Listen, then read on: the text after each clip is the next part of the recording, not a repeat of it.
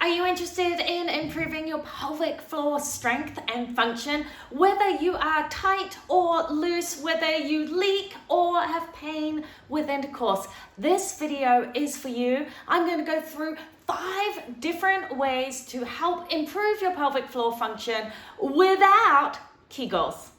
The first is 360-degree breathing, where you are incorporating your diaphragm and your pelvic floor together.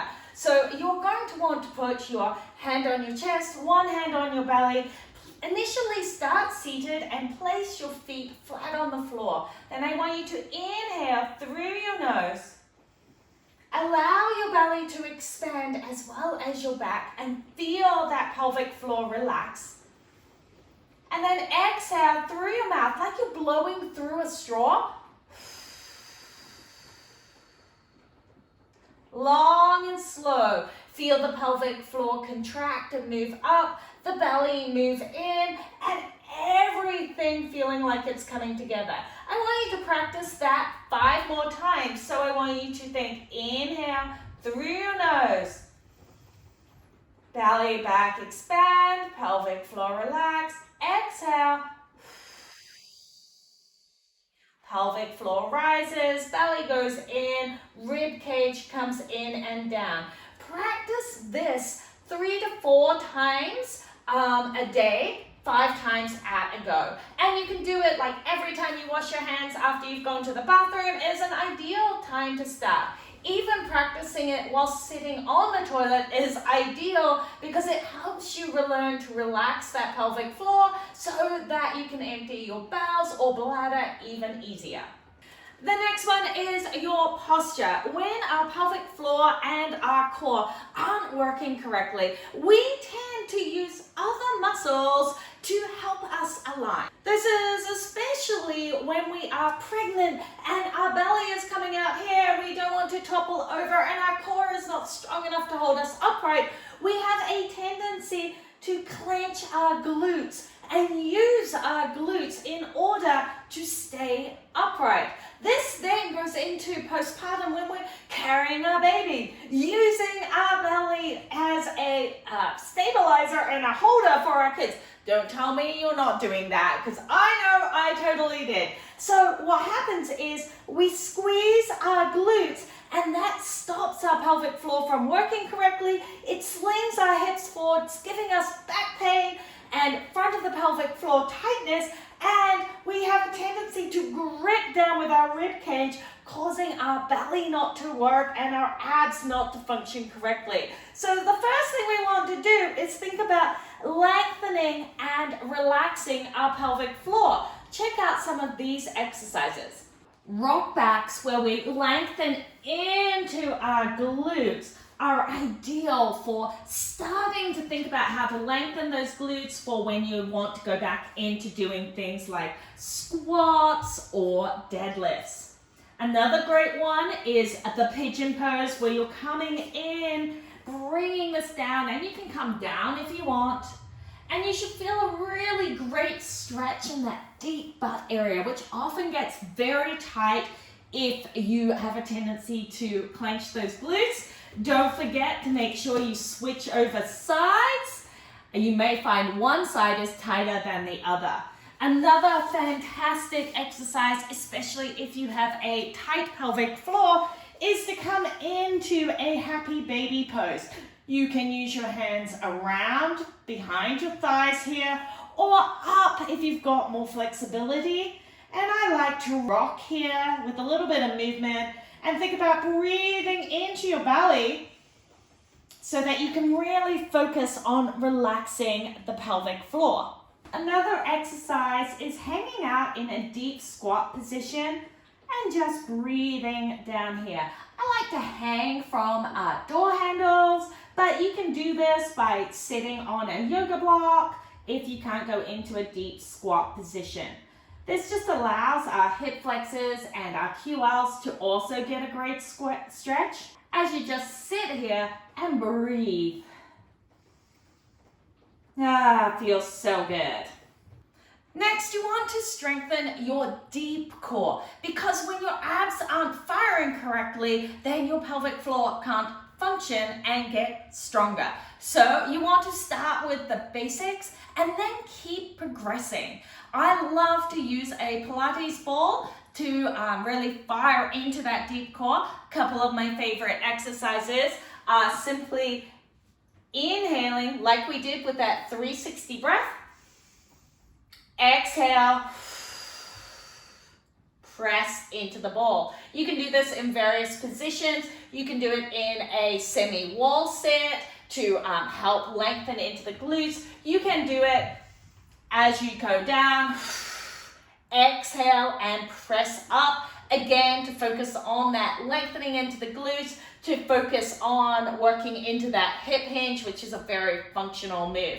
Some other exercises are coming into a hands and knees position, pulling up from that pubic bone, long neck, inhale, exhale, press down with the ball. Always using that 360 breath. You can also squeeze the ball between your knees. And then progress that into a bear position.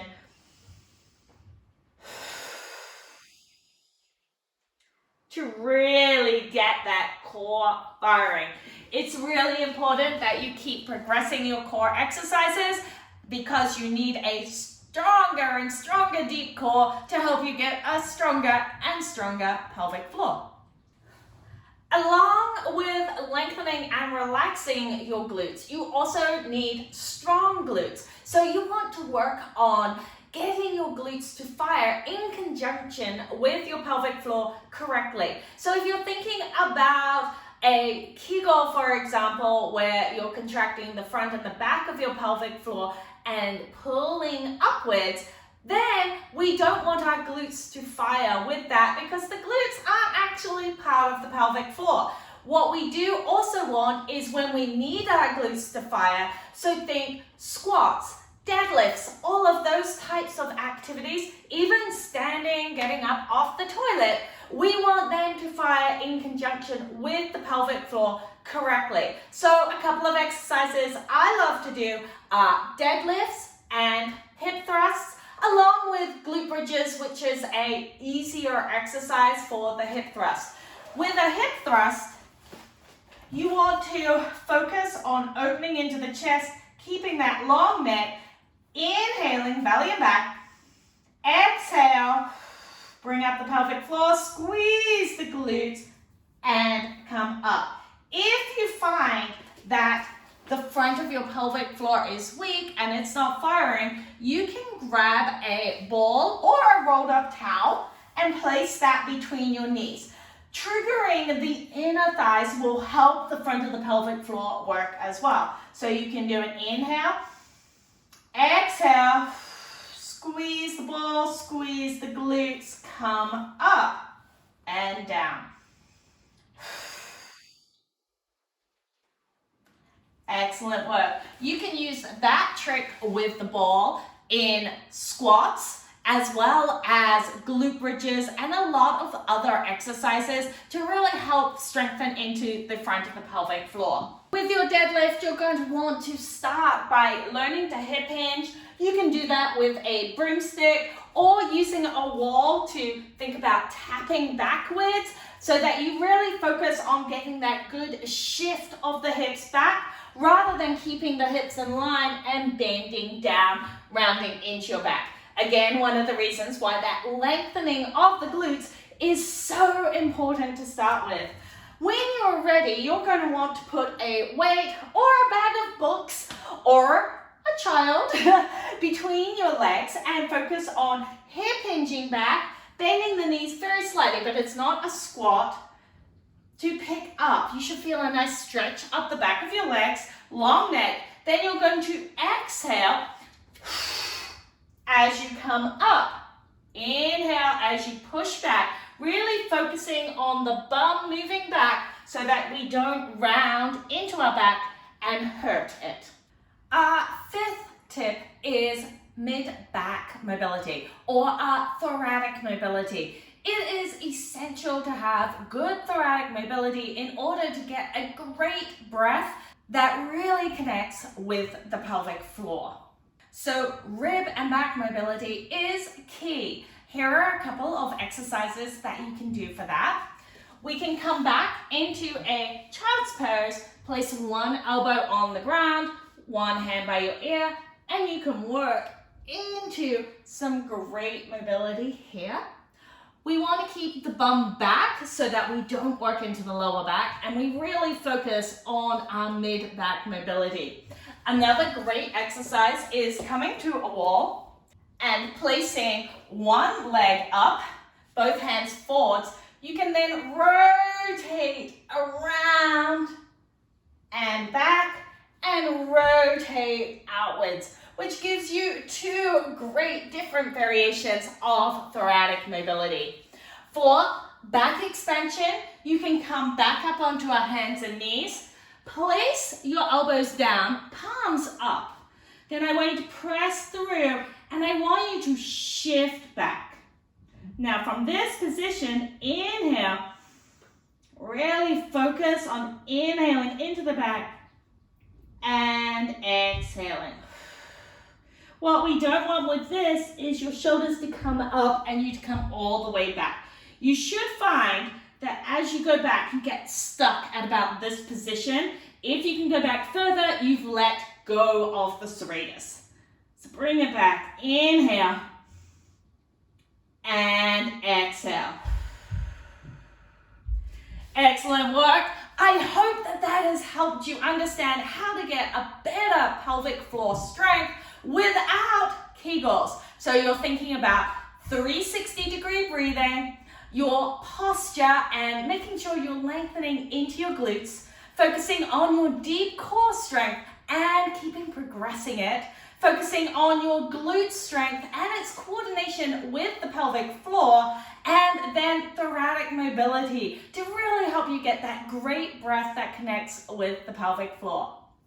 If you want some workouts to help with all of this, make sure you are checking out my YouTube channel for the pelvic floor workouts and the mobility workouts and the core workouts. If you haven't yet, make sure you subscribe, hitting that button below, and I hope to see you again very soon.